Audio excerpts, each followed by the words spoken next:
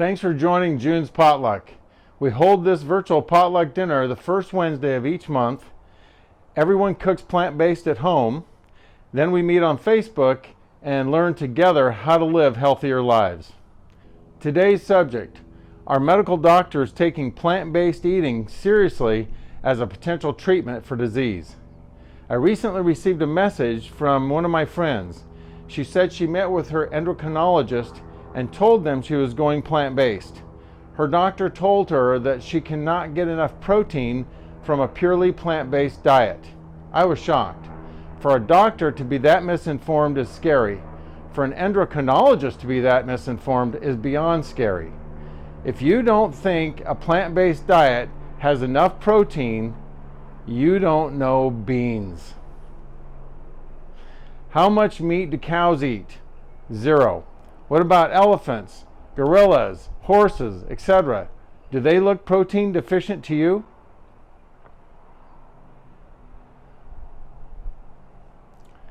Some of the largest dinosaurs were herbivores.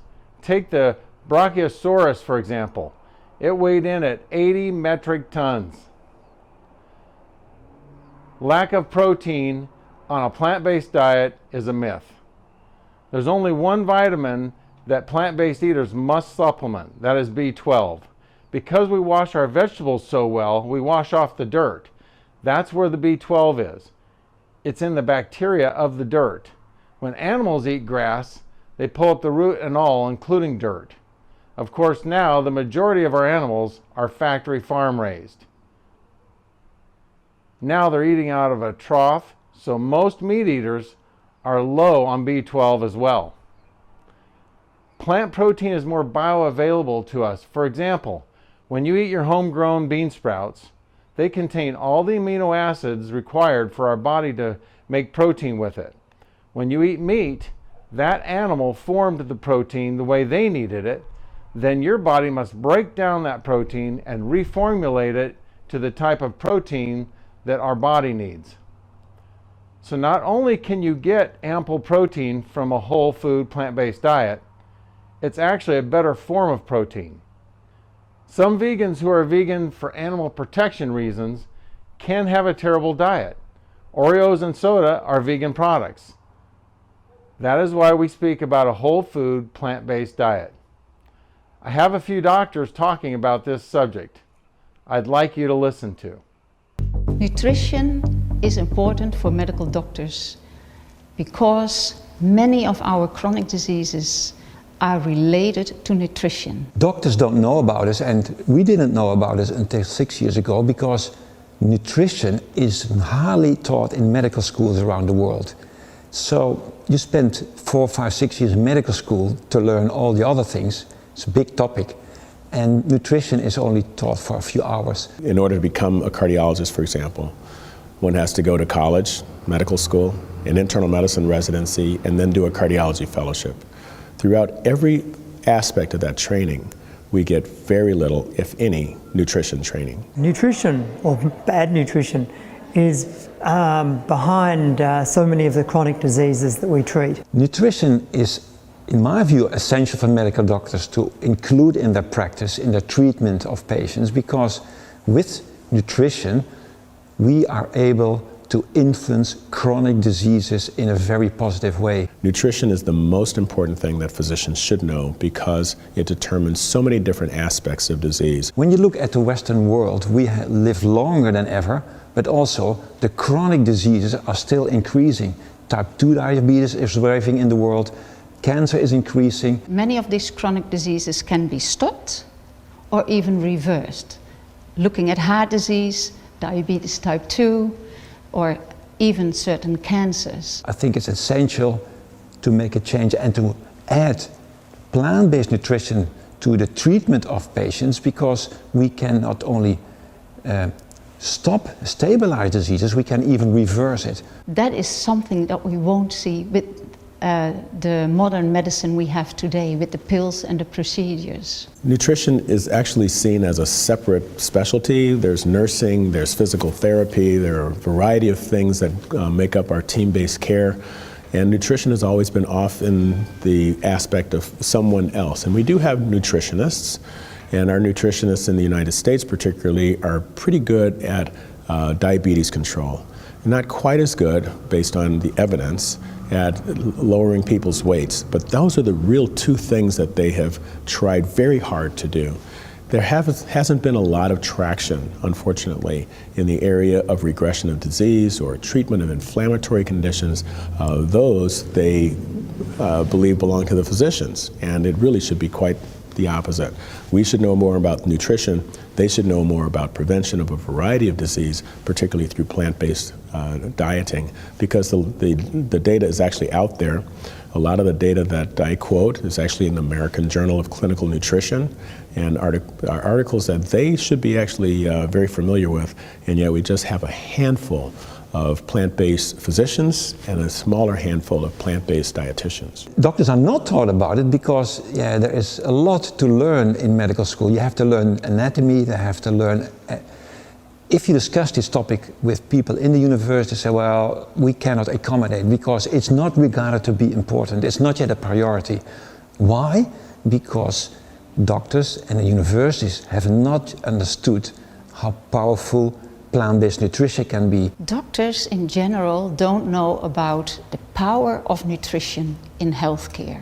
Part of it's that we don't get a lot of nutrition education in medical school. But now we know, also through the WHO since last year, that red meat is a possible cause of cancer, for instance. So it's not our best friend, but doctors are not taught. They get their knowledge how everyone else gets their knowledge, basically, through the media.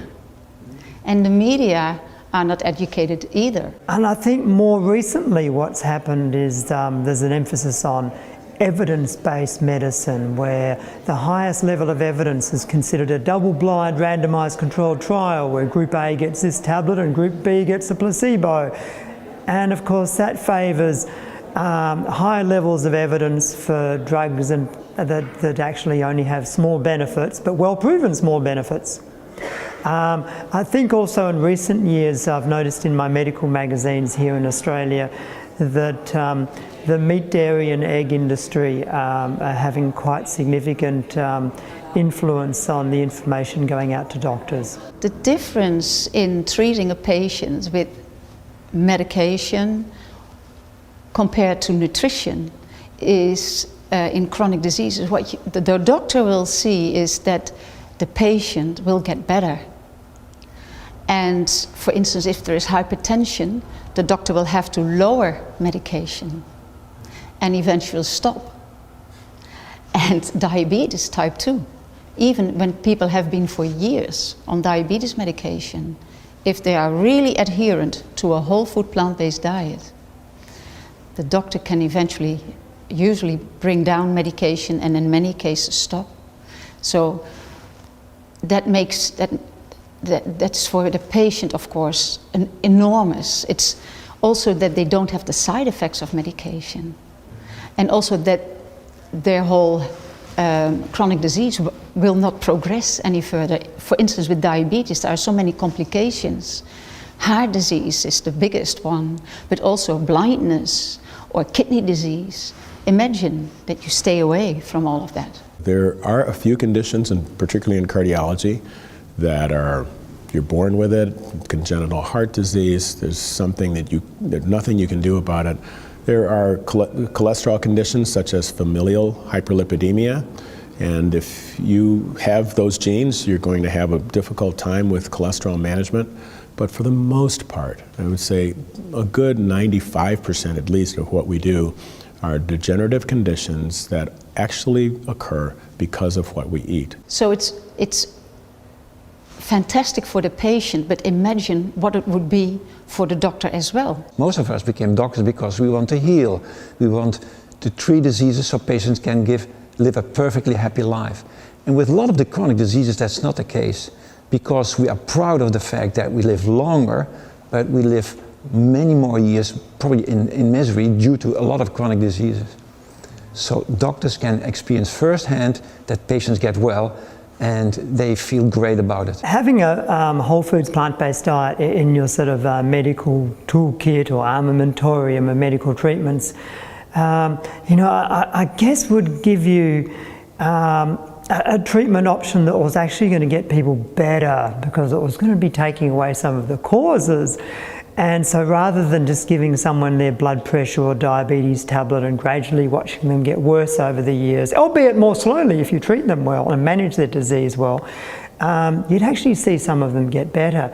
And that would also be good for the doctor as well, because you know, we'd actually be able to feel good that our patients were getting better. As a doctor, you want to heal patients. And with chronic diseases, that's basically not possible. They will tell the patient, these are the medications you have, and you will have to use them for the rest of your life. Wow, that's quite a sentence, isn't it?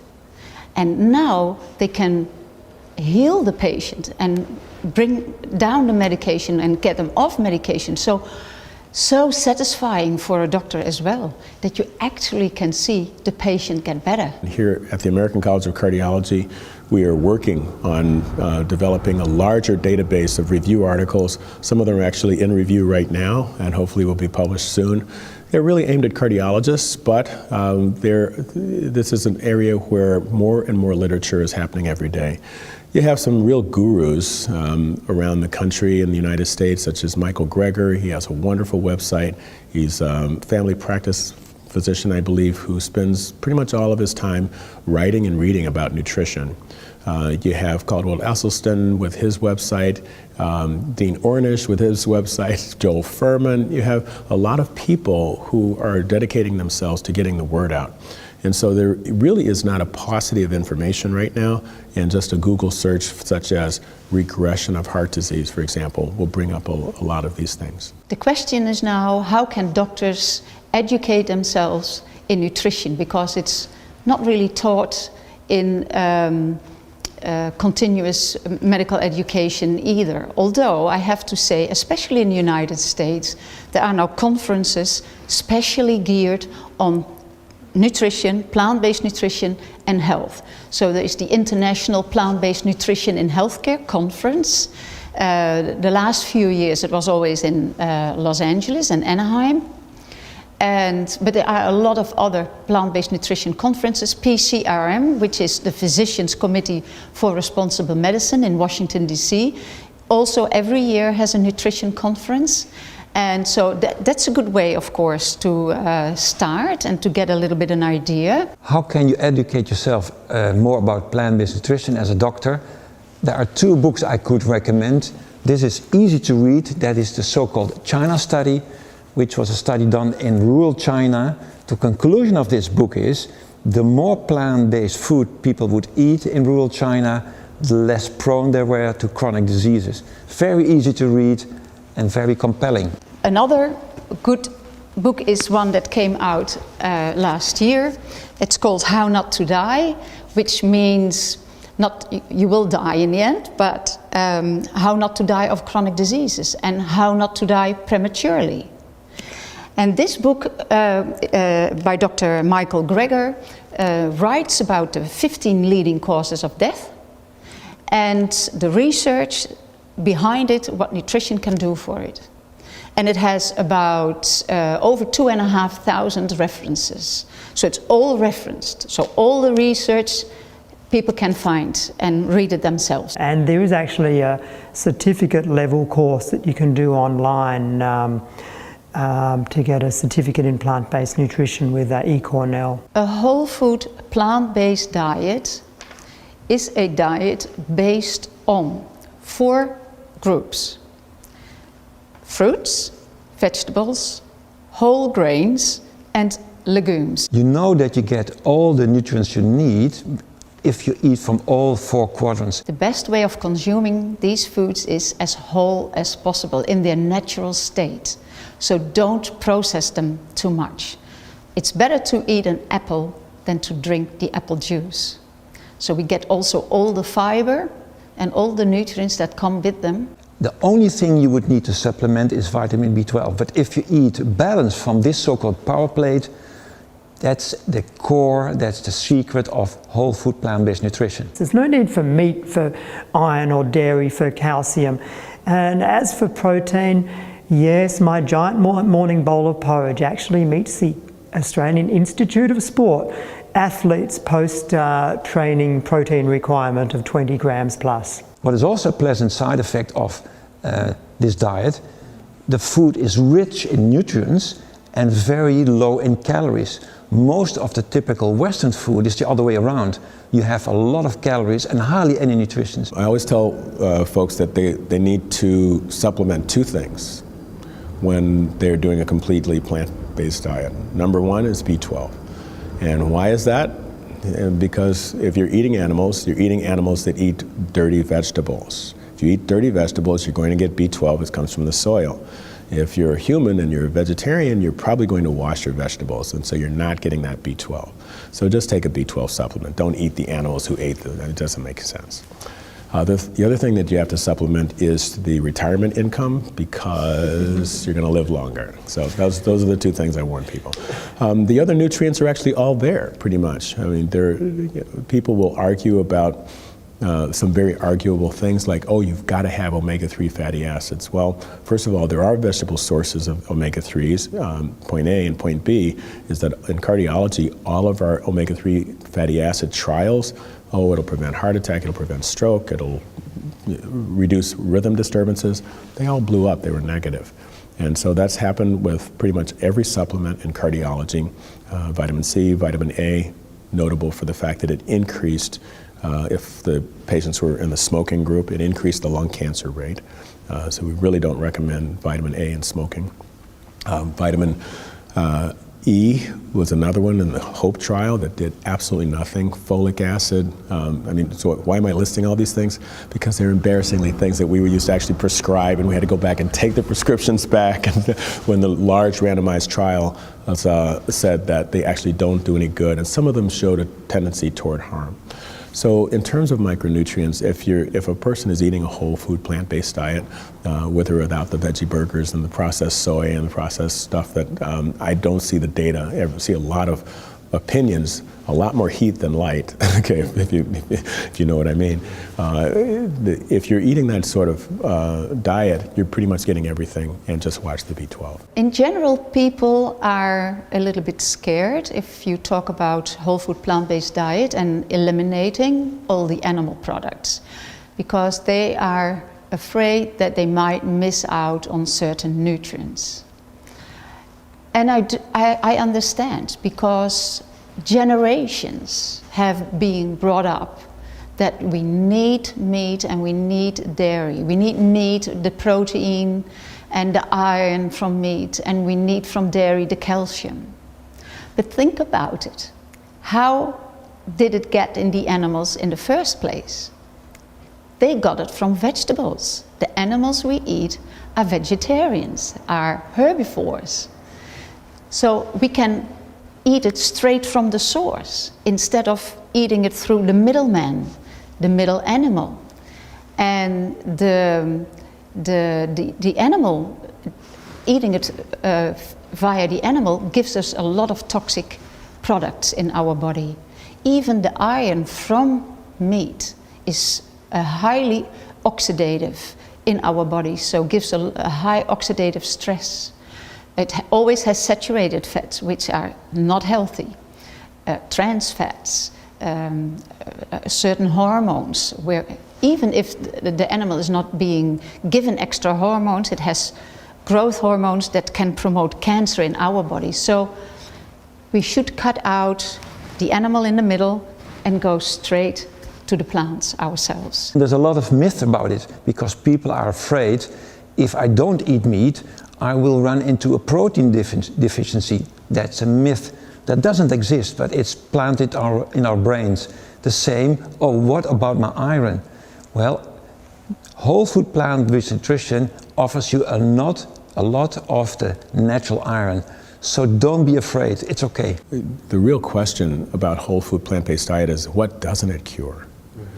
I've actually been many times, if I just give you the last few months, sitting in a clinic Getting a lot of referrals these days, specifically for nutrition, interestingly enough. So we call it our cardio nutrition department within cardiology now. And it's interesting that I'm sitting there, because of the electronic medical record, I have to have the computer open anyway. And as I like to share with people, whatever literature, whether it's Esselstyn's image of the artery that opens up, I actually show those to patients because I've got, a search engine right there. Well, I've had the experience of having patients sit there and ask, well, I also have multiple sclerosis, ulcerative colitis, diabetic neuropathy. These are ones where, and I actually would type the word diabetic neuropathy vegan diet and an article comes up. Invariably, these conditions actually have some data. And that particular one, it was just dramatic improvement that occurred. It's actually done, that study was done by Neil Barnard in the United States, another sort of plant-based guru. Then you've, for the ulcerative colitis one, a real randomized trial was done and showed that you have 0% recurrences in the first year and 10% in the second year. There's no medication that could come close to matching that. So I'm really wondering at this point, everyone knows if they're in the tennis world, about the inflammatory condition of lupus and Sjogren's syndrome, because Venus Williams had Sjogren's syndrome and wasn't able to play, and then they put her on the steroids and her joints would feel better, but then she couldn't really practice as well. And someone asked her to try a vegan diet, and she's back playing, and she's 36 or 37. She played really well yesterday. One of the problems with the Western diet, the food contributes to what we call chronic inflammation. That means chronic irritation in your body, and that is probably one of the root causes of the chronic illnesses we have discussed before. You reverse that process because the nutrients in plants are rich in cancer-fighting properties. They have anti-aging properties, and the list goes on and on. Bottom line is, I think we have some literature on a variety, particularly inflammatory conditions, where it seems to make sense, because we do know that C-reactive protein, an inflammatory marker in the body, does go down, cholesterol goes down. It may be that everything that has to do with inflammation improves dramatically with plant-based nutrition, and it ought to be a cornerstone of therapy of every one of those conditions. Plant-based nutrition is not only good for heart disease, for cardiovascular disease, but also for type 2 diabetes, for obesity, but many other conditions. We know, for instance, autoimmune diseases, for instance, rheumatoid arthritis, or psoriasis, or Crohn's disease, all chronic debilitating diseases, and with a strict whole food plant-based diet, these diseases can be reversed. Another example, erectile dysfunction will respond to plant-based nutrition. Some forms of cancer, like low-grade prostate cancer, responds well to plant-based nutrition. Even we have now Alzheimer's disease. We know that people on a typical Western diet, including meat and the heme iron, are more at risk to develop Alzheimer's disease. Blindness, cataract, old age blindness, the same experience, lower risk when you're on a plant-based diet, higher risk when you're on Western diet. So it's a little bit boring, but it's a very consistent pattern throughout many diseases. The beauty with a whole food plant-based diet is that it's not only healthy for people that have heart disease or diabetes, but for most of our chronic diseases. And there are many of those. So, except for heart disease and diabetes, many cancer can be prevented, or even when people get cancer, they can help their body heal with a whole food plant-based diet. But also autoimmune diseases, for instance, rheumatoid arthritis, Crohn's disease, colitis. All these illnesses are basically food-borne. They start in our gut. And when we have a very healthy gut, we will get rid of these diseases. And that is wonderful. That's amazing. Animal-based foods can disrupt the healthy bacteria in our gut. And the plant-based foods will restore it. And that is one way of healing our bodies. A whole foods plant-based diet has been said by experts, much wiser than myself, to have a wide breadth of effect. That is the same diet that can help people lose weight, that can reverse heart disease, can also improve diabetes, can also be used to treat autoimmune disease. It can also be used to slow the growth or prevent cancer in some instances. We talk about whole food plant-based diet, and other people might say, yeah, so that's vegan. And in a sense, that is true. It's vegan. We are not eating any animal products. You can be a vegan and not eat any animal products because you could still be a junk vegan. You could still eat a lot of processed food or food which is very high in fat or trans fat or very sugary. There was a lot of information in that video. I hope you enjoyed it. My takeaway from that video is we have to do our own research. Obviously, we want to confirm it with a doctor, but we need to make our own decisions what's best for our bodies. I want to talk about this graph that's up on the screen right now. What stands out to you in this graph? You'll notice that there's an arrow at 1940 when Germany occupies Norway. But what does that have to do with the heart attack rates in Norway? So you'll notice from 1927 to 1940 a steady rise in heart attacks, and then all of a sudden a steep drop off in 1940. What happened when Germany occupied Norway? Well, they took all of Norway's animals for the war effort, and look what happened to their heart attack rates. When was Norway liberated? 1945. Then they got animals back, and look at their rates of heart disease. We have known for a long time that animal saturated fats cause some forms of heart disease and cancers. Plant-based eaters are 80% less likely to get prostate, breast, bladder, and colon cancer. Why are we still eating animal products? This is a post that I put up on Facebook recently. I'm not sure if all of you were able to see it, but I'd like to read it to you and show you the pictures that I posted with it. The post reads, and it was posted on Ted's Health Club.